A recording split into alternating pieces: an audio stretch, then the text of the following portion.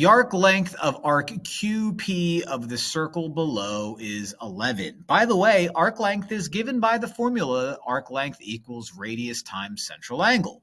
The circle has a radius of 8. Which of the following would give the y value of point P? All right, well, it tells us that the arc length, which is given to us by doing radius times the central angle, is going to be 11. So arc length is 11.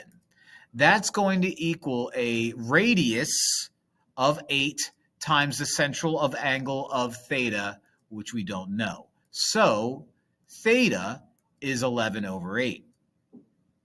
Okay. Theta is 11 over 8. Well, that's nice. We have the theta part. Now, what we have to do is we have to give the y value of point P. Since we have a radius of 8, we are not just doing, regular cos theta, regular sine theta. This is not the unit circle. This has a radius of 8, so we have to throw the r there. Now, the y value is going to be sine. So we need to find r sine theta. R is 8. Sine is sine. Theta is 11 over 8. Our answer is C.